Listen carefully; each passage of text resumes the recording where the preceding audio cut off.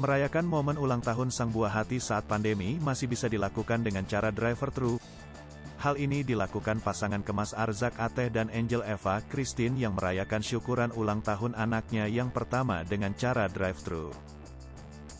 Anak saya Nyimas Khadijah Namora atau yang disapa Amora hari ini ulang tahun yang pertama, kata Angel saat di acara syukuran 1 tahun Amora dengan cara drive-thru di kediamannya yang ada di Jalan Demang Lebar Daun, Sabtu, tanggal 23 Oktober tahun 2021. Angel menceritakan, idenya untuk merayakan syukuran 1 tahun Amora secara drive-thru dengan tema jumputan ini karena tak ingin kehilangan momen.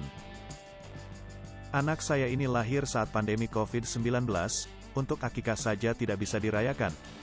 Jadi saat ulang tahun saya mencari ide agar bisa merayakannya tapi aman untuk anak dan tamu, makanya saya pilih dengan cara drive-thru, kata Angel yang merupakan owner Jejak Aisyah.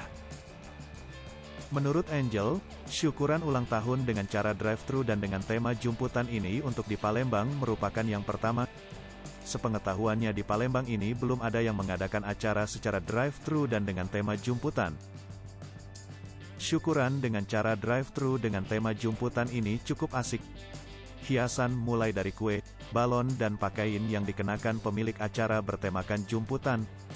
Bahkan souvenir yang diberikan untuk tamu juga terbuat dari jumputan.